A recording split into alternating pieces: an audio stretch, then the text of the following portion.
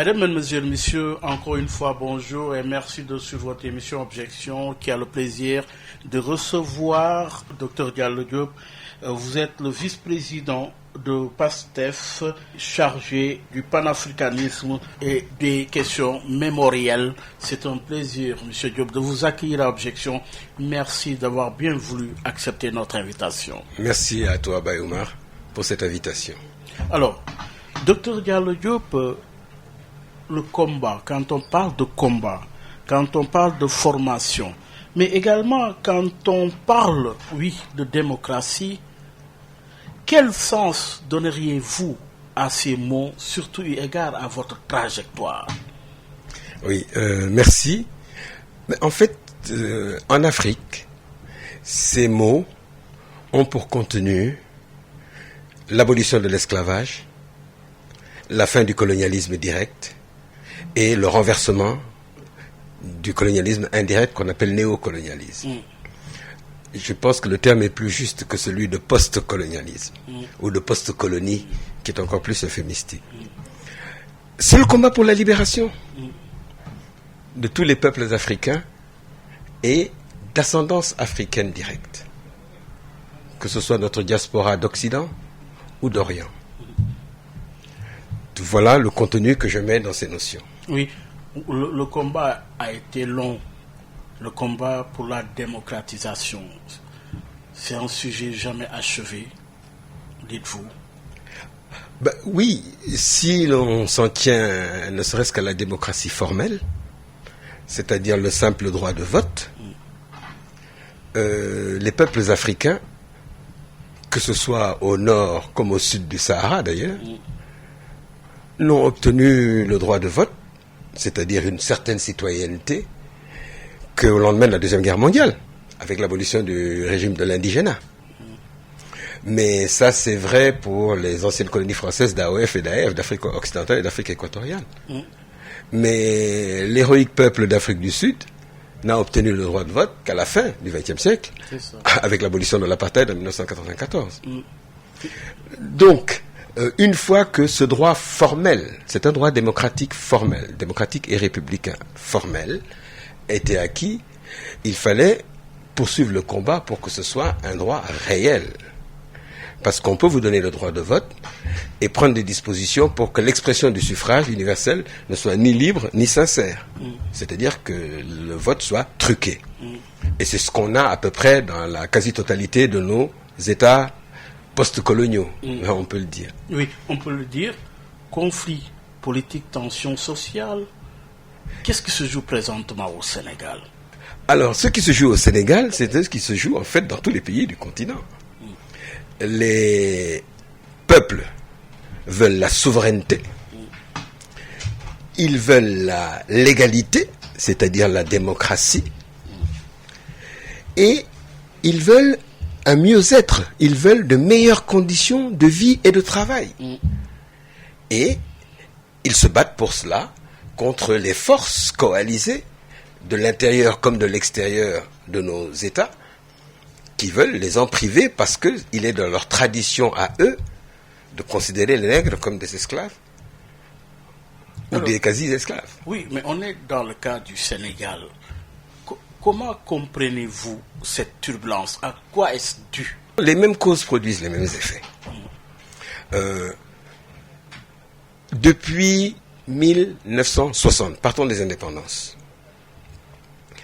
Après les 3 faux départs qui ont compromis l'avenir du Sénégal, le vote du oui au référendum de 58, l'éclatement de la fédération du Mali et l'élimination de l'aile nationaliste du gouvernement avec Mamadou Dia et ses compagnons d'infortune.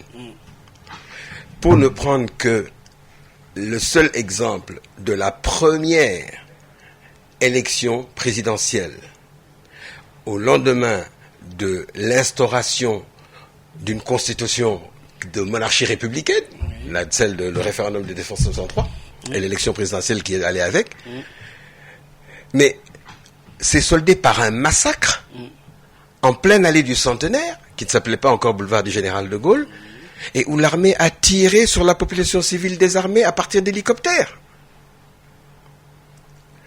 C'est comme ça que Senghor a installé son pouvoir après avoir éliminé l'aile nationaliste des Mamadou Dia, Ibrahima Sarr, Waldio Ndiaye et autres Joseph Mbaye. Moins de 5 ans après, il y a eu au moins un mort lors des manifestations estudiantines à la grève de l'Université de Dakar de mai 68, en fait de juin 68 au Sénégal. Et on peut continuer comme ça, les tragédies, pas seulement pour le droit de vote, mais aussi pour les conditions de vie. Rappelez-vous, en mai 68, il n'y avait pas eu que la grève des étudiants, il y avait eu la grève générale de l'UNTS, qui va déboucher sur la suppression du syndicalisme indépendant et la création de ce qu'on appelle les syndicats jaunes, c'est-à-dire d'un syndicat d'État, d'un syndicat maison. C'est la CNTS. Eh bien, la participation responsable, chère à Senghor, de la CNTS, c'était juste faire des quotataires parmi l'élite bureaucratique syndicale, qui avait un quota de ministres, un quota de députés, un quota de conseillers économiques et sociaux, et quelques avantages en nature ou en espèces. Donc, le combat reste aujourd'hui encore le même.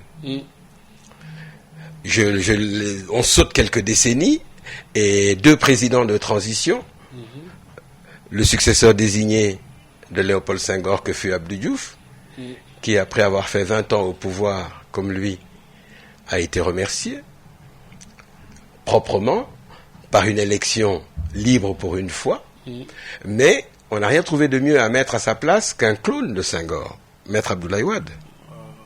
Un clone, dites-vous. Pourquoi je dis un clone ? Savez-vous que la première interview donnée par le président de la première alternance démocratique au Sénégal, au quotidien de référence français Le Monde, avait pour titre « L'Afrique aux Africains est une notion périmée, verbatim, de la part de celui qui se faisait passer pour un patriote africain. » Ça, c'est à l'ouverture.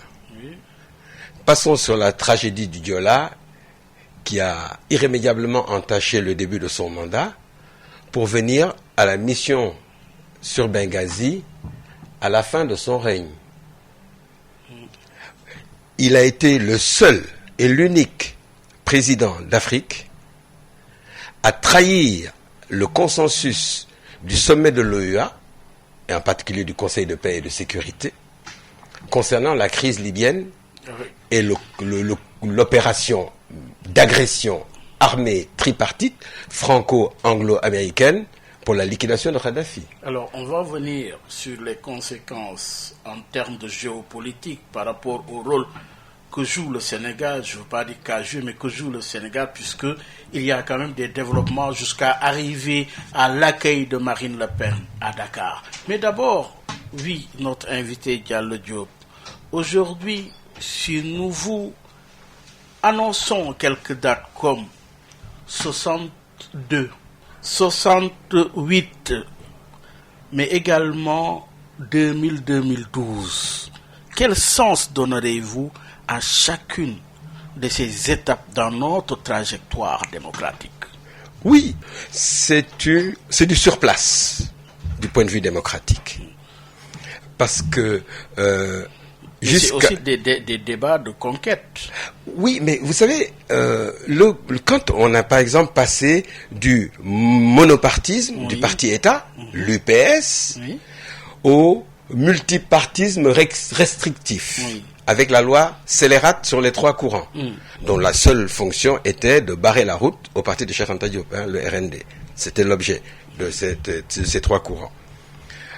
On n'est pas sorti de parti-État, d'un côté, c'est-à-dire le système colonial, néo-colonial, disons, et l'opposition de Sa Majesté, qui était le parti de contribution d'Abdoulaye Wade.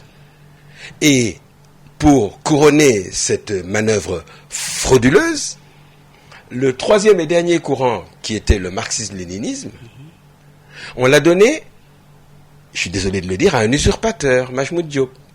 Même s'il était le membre fondateur, parce que le vrai PAI, à l'époque, était dans la clandestinité. Avec les Sédou Cicero et les Ahmad Dansoro.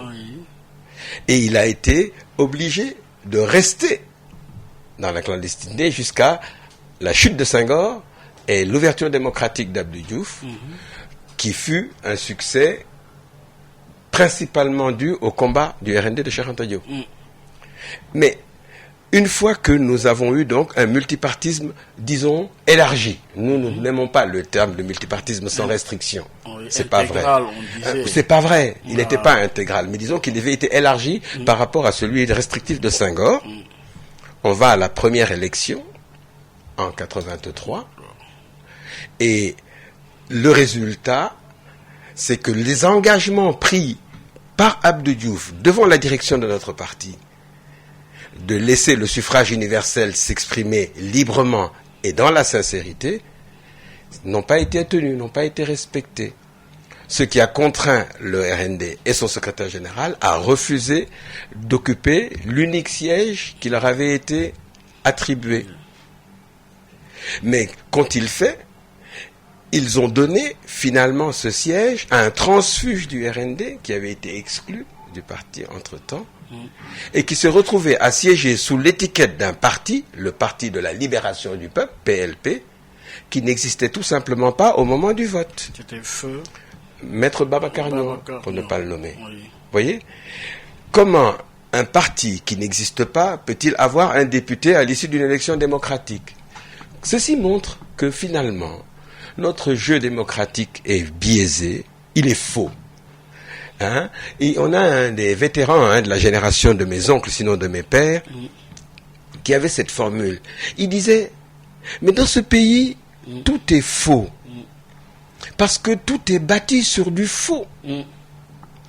Et ce qui repose sur du faux est condamné à s'écrouler tôt ou tard. Eh bien, c'est l'effondrement de ce système auquel nous assistons. Et si on saute l'alternance qui a fait venir Abdoulaye Wade pour venir à la deuxième alternance qui a fait partir Abdoulaye Wade, dans les conditions que vous savez, il a fallu quand même passer par le 23 juin. Eh bien, vous vous rendez compte que nous tournons en rond. Même du point de vue des acquis démocratiques. Le modèle démocratique. Mais Est-ce que c'est un modèle finalement qui s'est essoufflé au regard des étapes justement traversées ou? C'est un anti-modèle démocratique. Depuis le départ. Dès l'origine. Parce qu'il est tiré du système colonial français, je vous dis, qui interdisait même aux indigènes de voter. Et vous savez qui a amené le débat en langue nationale dans les campagnes électorales au Sénégal? C'est le parti de Cheikh Anta Diop. Oui. Et il l'a fait à l'occasion du premier référendum constitutionnel où Senghor, justement en 63, a instauré sa monarchie constitutionnelle. Il avait décidé que pour cette élection, il n'y aurait pas de campagne électorale. Pour ce référendum, il n'y aurait pas de campagne électorale. Il y aurait juste un temps d'antenne pour le oui et un temps d'antenne unique pour le non. Et un en français et un en wolof pour chaque. Eh bien, c'est Boubacar Gueye, maître Boubacar Gueye et le professeur Cheikh Anta Diop qui étaient respectivement pour le français et le wolof chargés du temps d'antenne du non. Et si je ne m'abuse, Karim Gaye et je crois Badou Meng qui eux étaient chargés pour l'UPS de l'époque.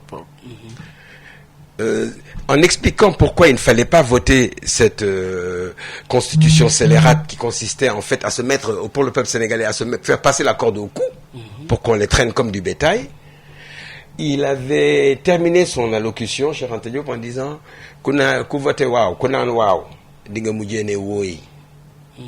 cette formule avait tellement fait mouche dans l'opinion que plus jamais Senghor n'a accepté qu'on parle wolof dans une campagne électorale. Vous voyez? Oui. Eh bien, cette discrimination, cette marginalisation, cette ségrégation culturelle dont est victime la langue wolof et d'une manière les langues africaines. Comment voulez-vous que les gens parlent une langue étrangère qu'ils n'ont pas apprise? qui a accès à l'école française dans le pourcentage de la population générale? Eh bien, c'est une manière de mettre le débat politique hors de portée, le débat démocratique, donc le débat national hors de portée du plus grand nombre. Mais aujourd'hui, Diallo Diop, on a vu également que dans le combat politique, souvent, on assiste à des complots. Oui, en vérité, il y a politiciens et hommes politiques. Les politiciens, c'est les politiciens de métier, c'est les politiciens professionnels. Au fond, ils ne sont là que pour eux-mêmes. Ils ne défendent aucune cause, autre que celle de leur poche.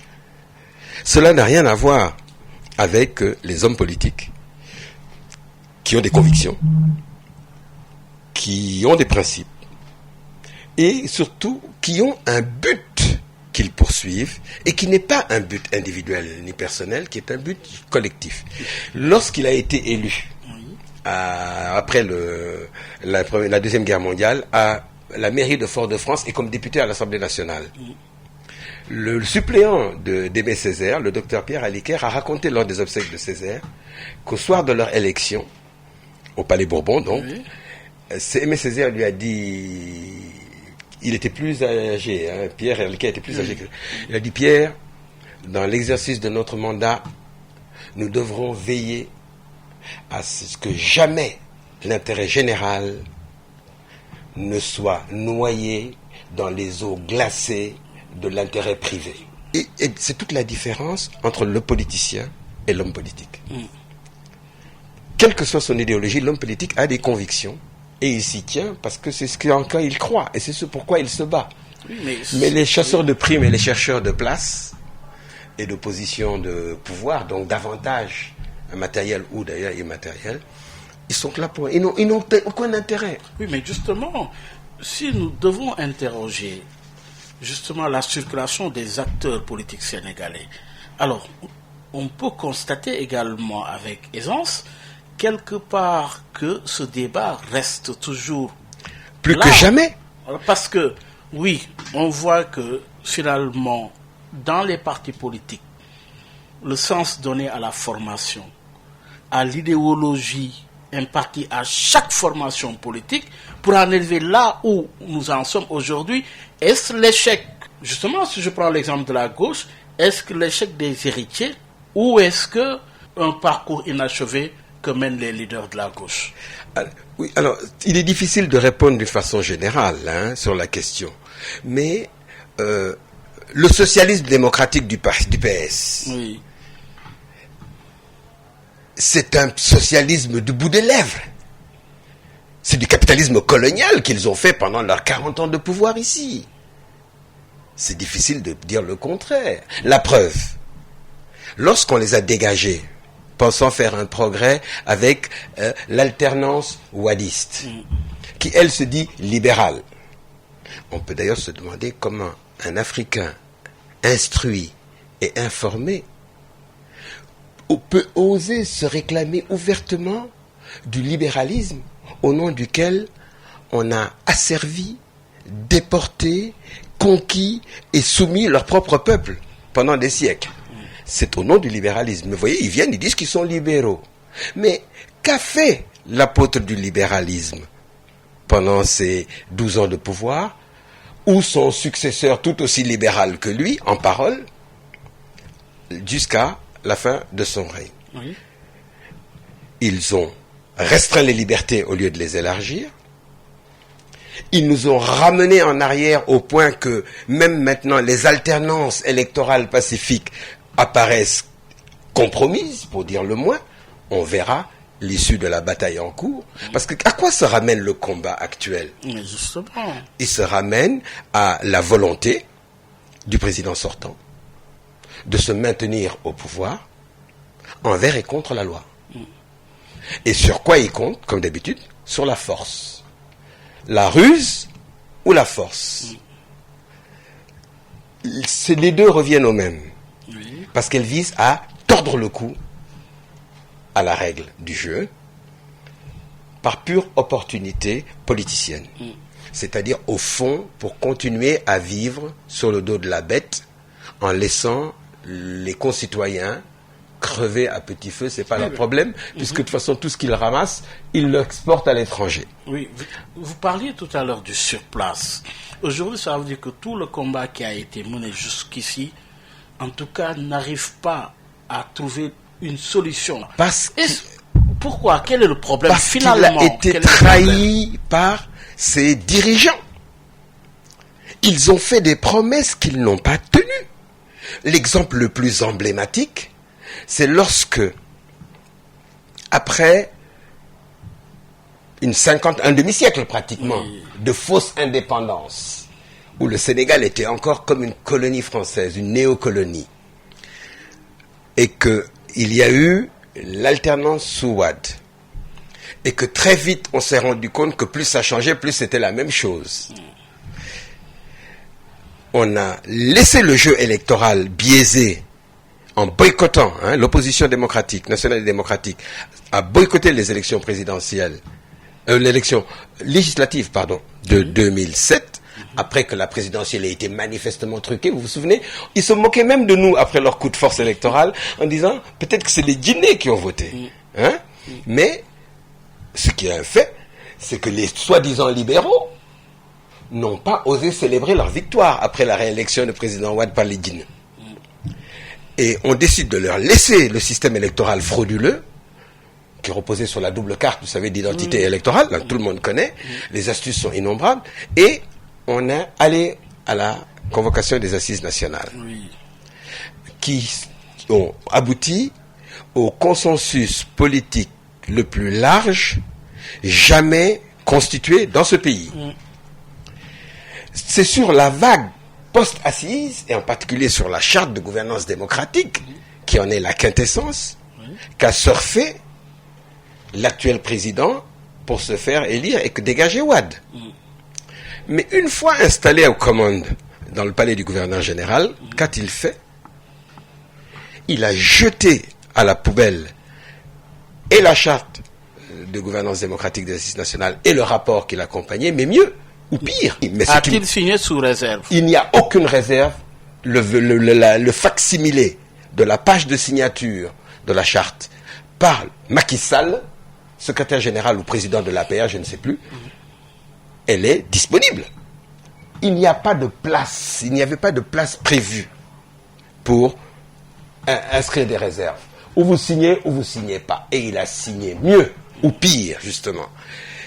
Une fois qu'il a gagné les élections avec la caution des assises, qui, ne l'oubliez pas, étaient dirigées quand même par le patriarche Amadou Mokhtar Mbow, qui se suffisait à lui-même comme caution, et qui en plus avait dirigé les travaux de main de maître.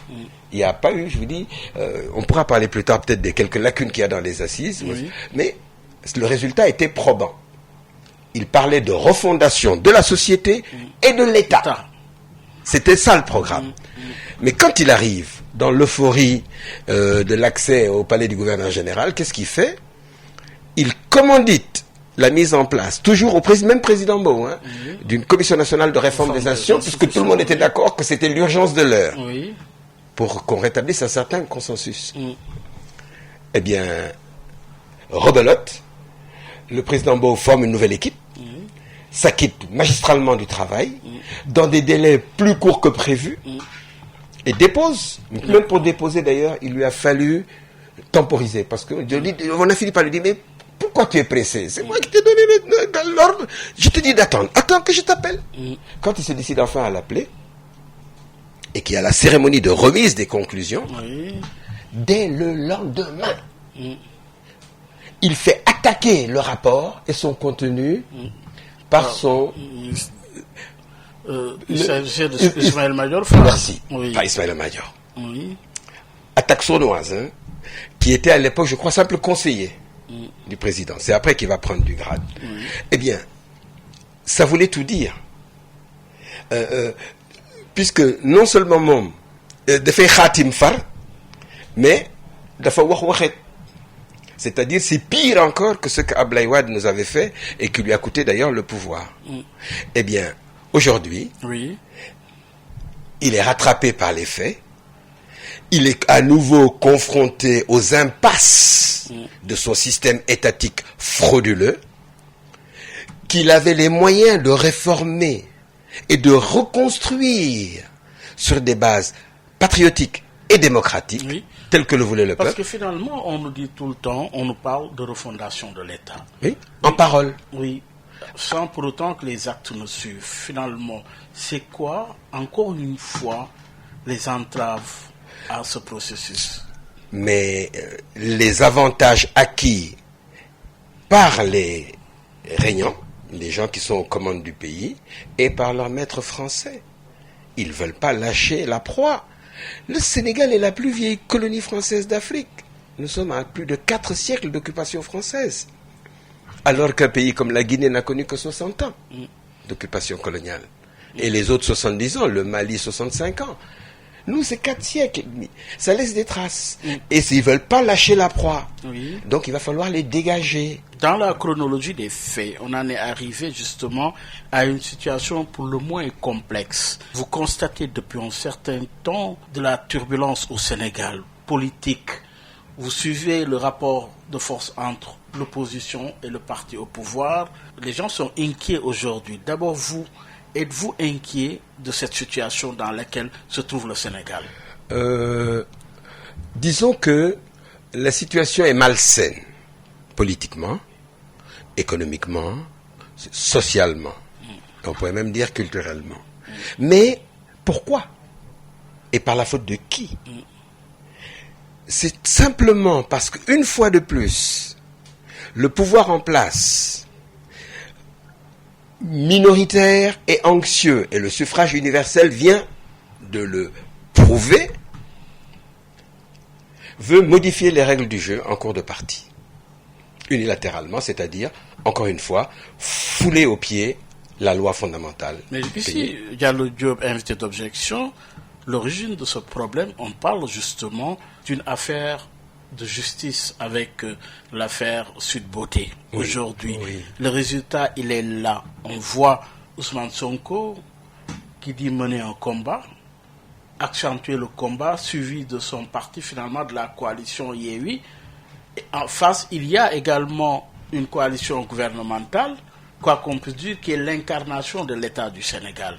Oui, justement, cette situation est-elle inquiétante selon vous? En réalité, il n'y a pas lieu de s'inquiéter outre mesure pour l'instant, à mon humble avis. Un vulgaire fait divers ne peut pas compromettre l'avenir d'un État digne de ce nom, encore moins celui d'un pays ou d'un peuple, si on reste sérieux.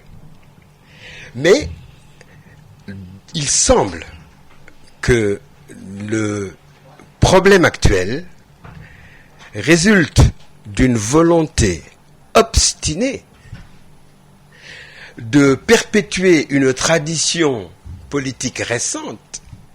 Récente, dites-vous? Oui, consistant à exclure discrétionnairement les adversaires, les vrais adversaires, du jeu politique afin de s'installer et de se pérenniser au pouvoir. Nous avons connu ça, nous, avec Senghor, Ça a été pour le plus RND. dur. Non, ce n'était pas... Vous savez... Parce que vous avez toujours été justement oui, de mais l'opposition. justement, Oui. mais c'est que Chantal, nous, il nous a éduqués dans l'esprit que dans la lutte politique, quelles qu'en soient les modalités, il faut s'efforcer d'être toujours dans son bon droit, d'avoir le bon droit pour soi. Première leçon. Seconde leçon, il faut, dans toute la mesure du possible, épuiser les procédures légales. C'est-à-dire jouer le jeu régulier des institutions tant qu'elles ne sont pas ouvertement partiales ou bafouées. Comme on peut le voir aujourd'hui avec des magistrats, des hauts magistrats, même affectés, même frappés par la limite d'âge, qui rentrent dans le débat politique de manière intempestive. Mais, Chantal a ajouté, une fois que c'est-à-dire que vous êtes acculé dans vos derniers retranchements, et que tout le monde sait que vous êtes dans votre bon droit, et que vous avez épuisé les procédures légales, alors, luñ la jaay nga jënd. C'est-à-dire, on ne recule devant rien. Pourquoi? Parce que nous avons raison sur le fond. Nous l'avons prouvé dans la forme, c'est la bataille du récépissé du RND, où la Cour, le président de la deuxième chambre, la deuxième section de la Cour suprême, nous donne raison sur le fond, mais nous déboute pour tardiveté de la requête. Vous voyez, des astuces juridiques comme ça, les Touaregs sont coutumiers du fait, c'est leur droit à eux.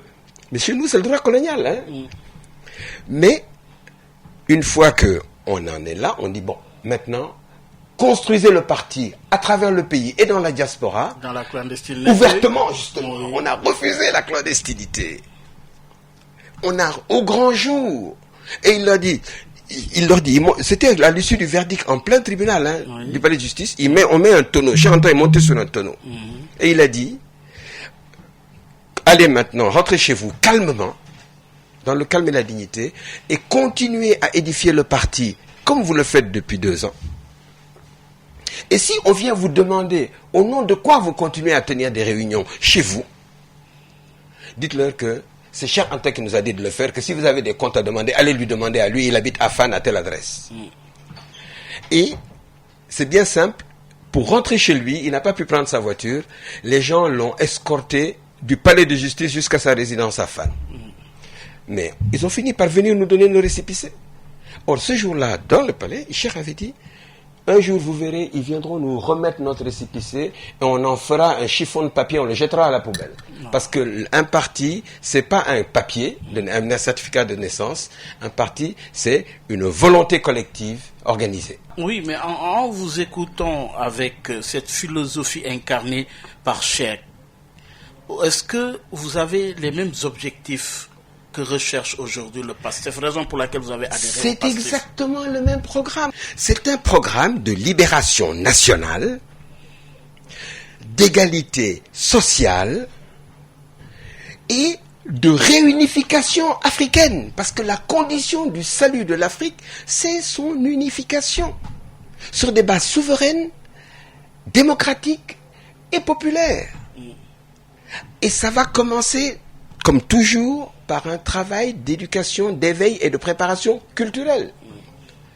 Vous savez l'une des raisons qui explique l'impact de Sonko dans l'opinion, c'est que bien qu'étant Diola, il parle parfaitement Wolof, et que même ces conférences de presse, quand vous avez toute la presse du monde et d'Afrique qui est là, il commence par parler à son peuple en Wolof, il explique tout ce qu'il a à expliquer à ses concitoyens, et seulement après, il fait un résumé en français.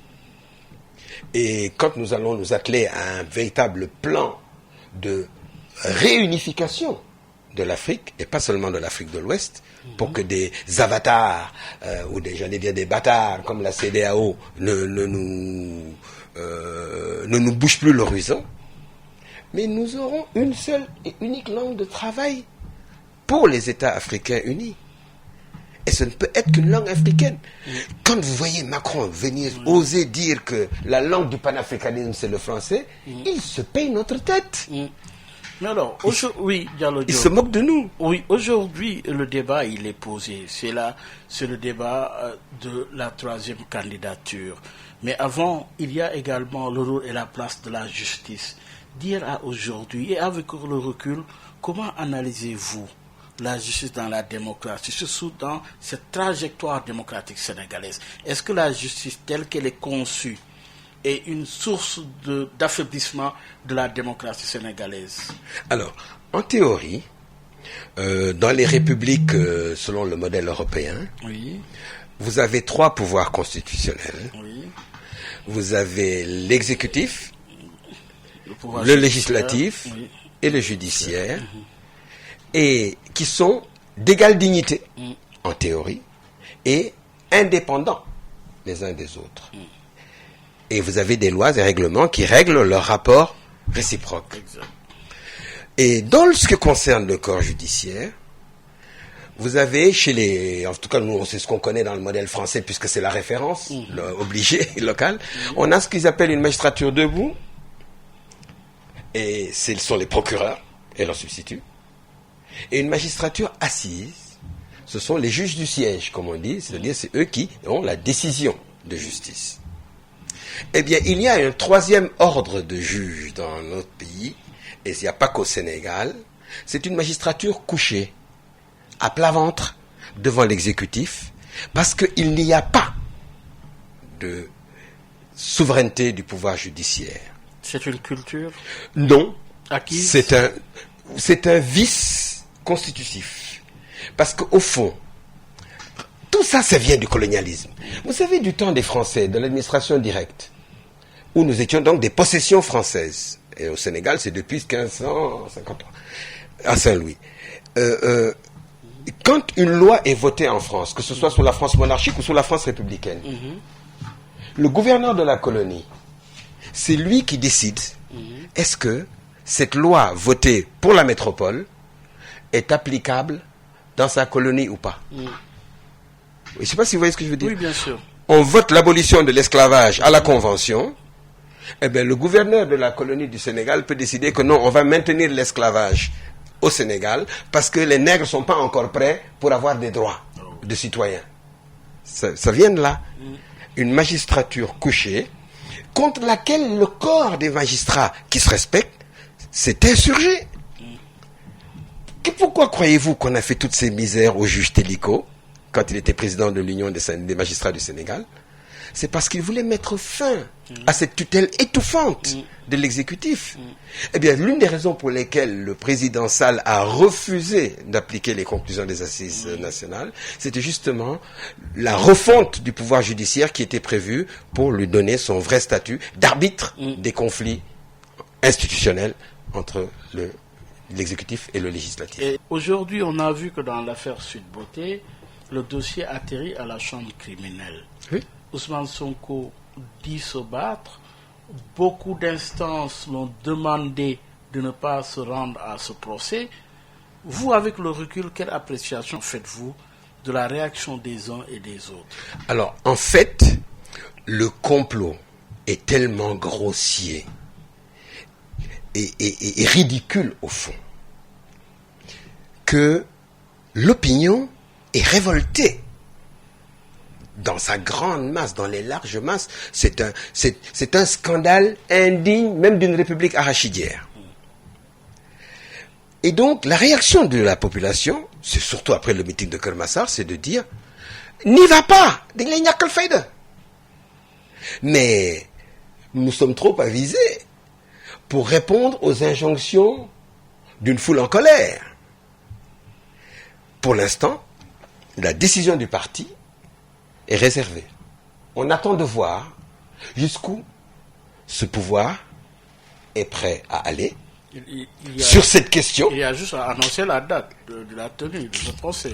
Oui, mais vous voyez, contrairement à ce qu'il essaie de nous faire croire, M. Bassirou Gueye n'est pas sorti de sa réserve, disons, à la demande de sa famille et de ses amis. Ah oui? Non. Pourquoi alors? Il est sorti de sa réserve sur instruction de son chef hiérarchique, qui est le président de la République, qui vient de lui donner une juteuse sucette avec la présidence de l'OFNAC. Ah oui? Voilà. Et c'est évident. Ils fonctionnent tous par ordre parce Pour quel motif? Ce sont des magistrats couchés pour essayer de contrebalancer la vague d'indignation qui se répand comme un raz-de-marée dans l'opinion non pas seulement locale, mais continentale et de plus en plus mondiale. Parce que la ficelle est un peu grosse, et puis il ne faut pas prendre les enfants du bon Dieu pour des canards sauvages. Mais, remarquez bien que le président Sonko a pris soin de préciser que je vous ai compris, mais je réserve ma réponse. Restez à l'écoute. Merci. Oui. Parce qu'il gagne en maturité avec l'épreuve. Vous savez, les épreuves, ça trempe les hommes. Et attendez la suite. C'est un mauvais feuilleton. On aurait dû épargner ça à notre pays, surtout quand les conséquences sont des pertes en vie humaine. Mais il faut savoir que, comme ce pays ne veut plus de cette caste dirigeante, c'est une famille, carrément, c'est cette famille régnante, qui, elle, n'a nullement l'intention de renoncer à son gâteau, qui est trop bon pour être abandonné, alors qu'il n'a pas encore reçu tout ce que ça promet. Mais ces gens-là, le moment venu, le pays trouvera les moyens de les arrêter, d'autant que la loi est de notre côté, la loi fondamentale leur interdit formellement et définitivement toute prétention à un troisième mandat. On verra bien jusqu'où ils sont prêts à aller, mais croyez-moi, et l'histoire de l'Afrique et de tout le monde entier est là pour en témoigner, entre une clique au pouvoir et un peuple debout, c'est pas le sort des armes qui tranche la question, c'est la volonté... Pourquoi parlez-vous du sort des armes? Parce que manifestement, c'est sur la force armée. Vous savez, tous les pouvoirs minoritaires qui n'ont pas de légitimité démocratique, ils n'ont que deux armes pour se maintenir. La ruse ou la force. La tromperie ou la violence. Comme maintenant le peuple est éveillé, informé et conscient, la ruse ne marche plus. Le président Sall ne compte que sur la force armée pour mater ces Sénégalais et s'asseoir sur leur tête.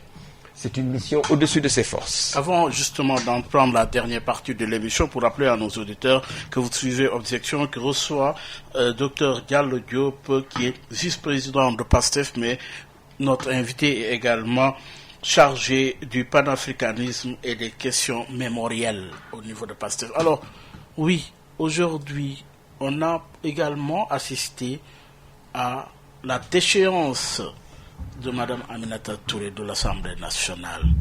C'est pas une première. Quelle explication donnez-vous à cet épisode?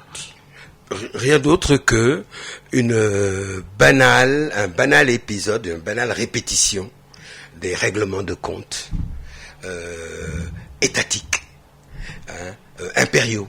Voyez, on use et abuse du pouvoir d'État pour malmener, maltraiter, humilier et parfois brutaliser avec les emprisonnements arbitraires et même au besoin liquider les adversaires sans état d'âme parce qu'on estime qu'on était prédestiné, je suppose, à régner sur la tête des indigènes que nous sommes, quoi.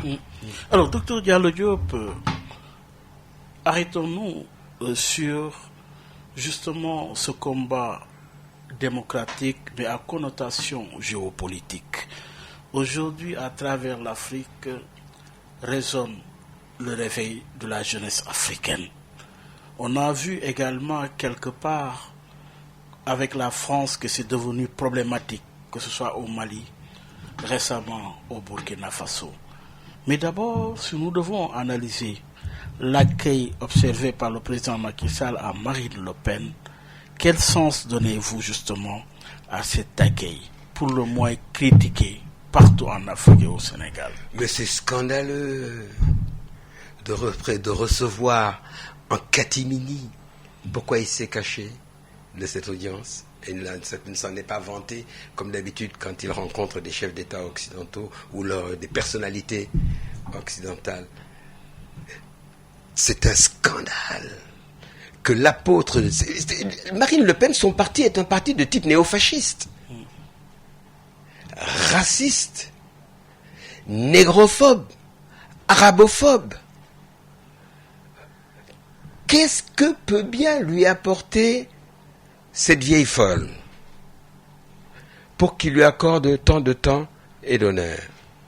C'est simplement les calculs des potentats africains qui savent que ils doivent une partie plus ou moins significative de leur pouvoir au soutien de l'Élysée et de la cellule africaine et malgache, comme on l'appelle, du Quai d'Orsay, et qui donc, dans les relations d'État à État, les relations interpersonnelles, aussi bien que dans les affaires, les marchés, que les questions culturelles, monétaires, sécuritaires, on achète les armes chez eux, et quand on doit acheter hors de chez eux, on prend l'autorisation préalable pour aller en acheter en Israël, parce que les Français eux-mêmes pour mater le mouvement des Gilets jaunes, c'est les systèmes d'armes israéliens qu'ils ont achetés.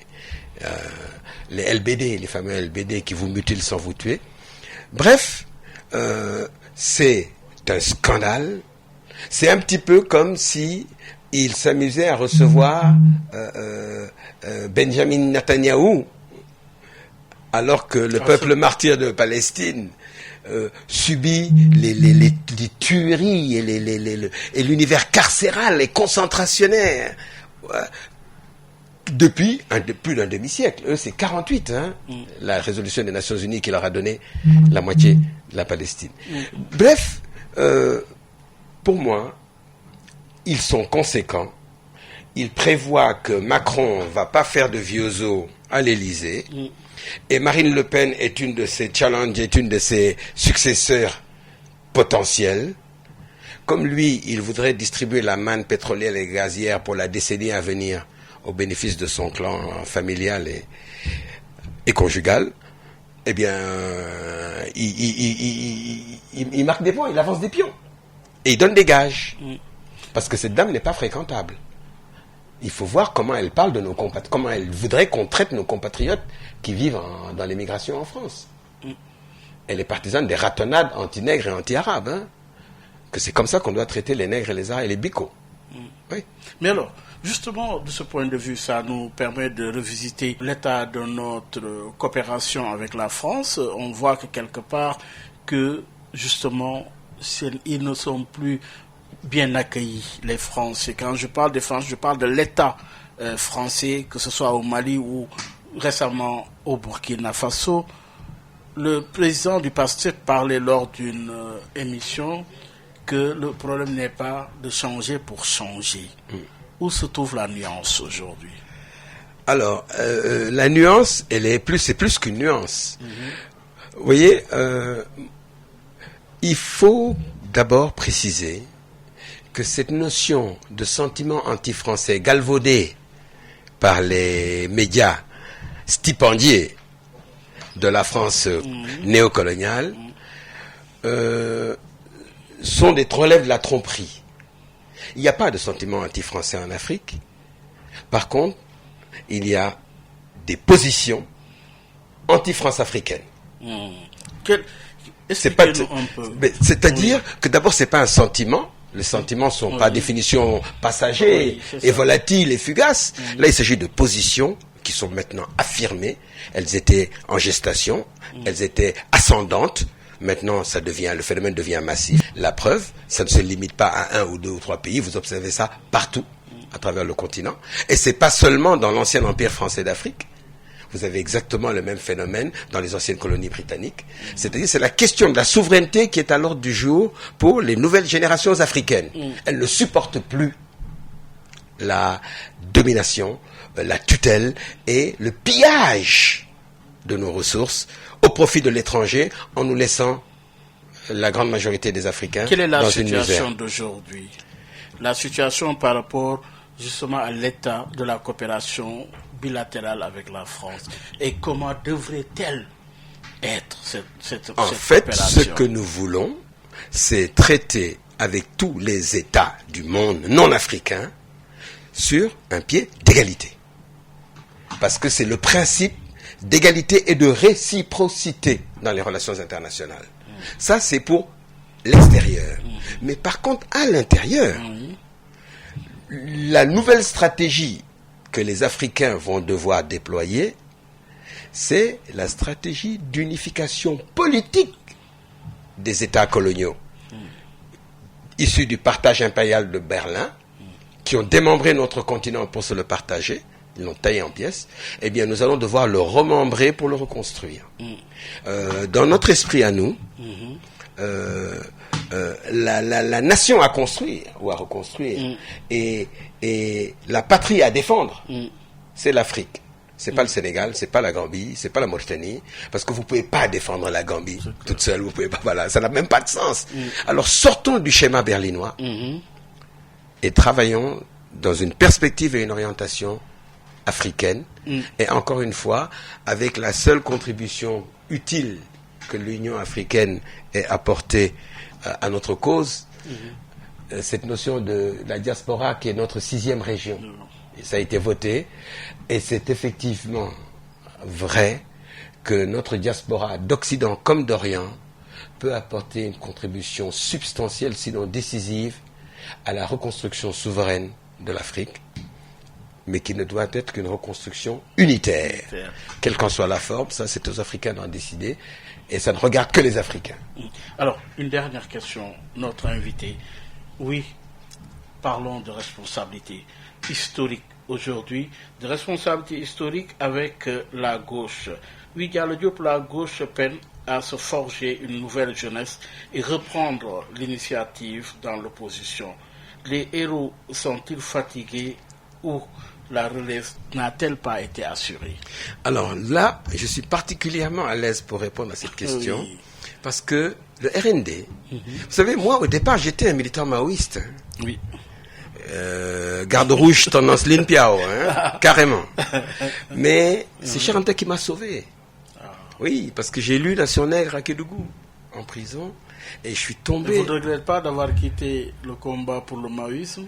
Du tout, parce que là j'ai trouvé une cause dans laquelle je me reconnaissais.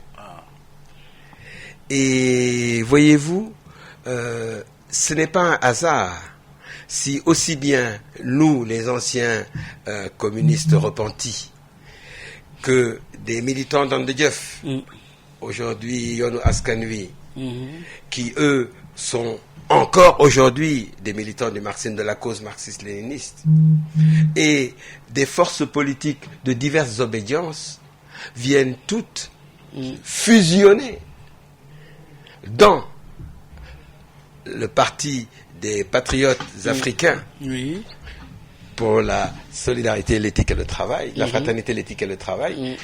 C'est révélateur de ce que Cheikh Anta avait proposé à la gauche sénégalaise en 1975, après la libération des prisonniers politiques et des Mamadou Dia.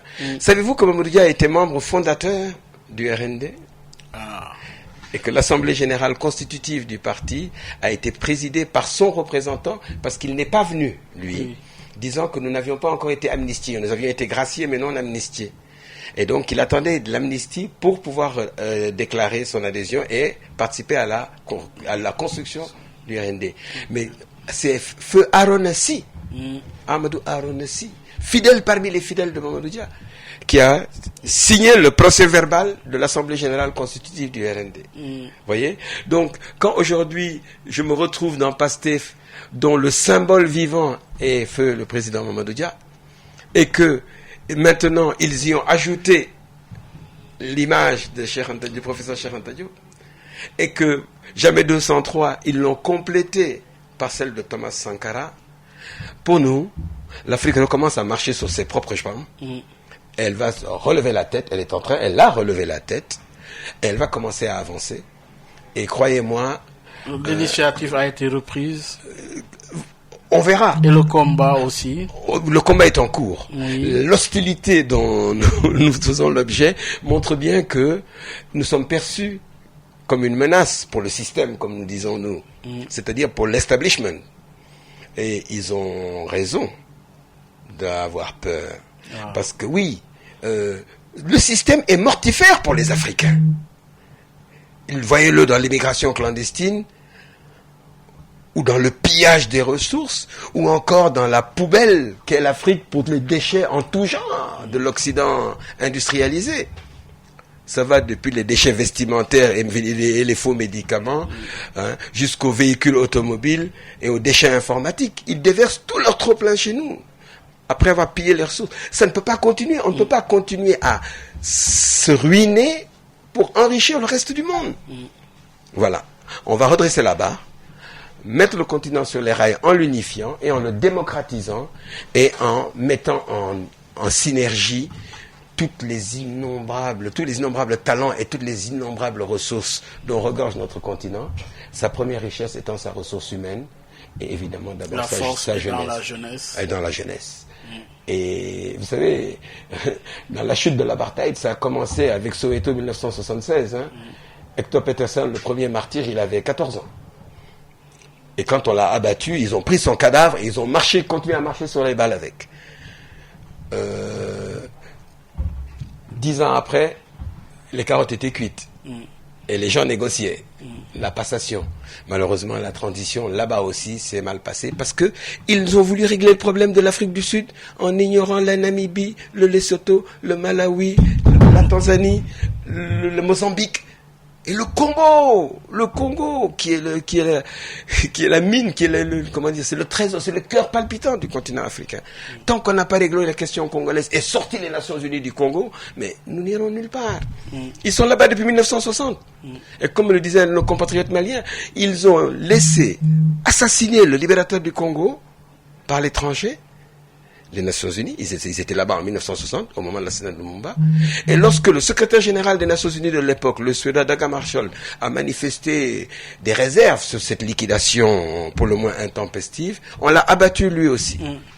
On a craché son avion. Pour vous, ces deux alternances n'étaient que de nom. Elles ont été trahies.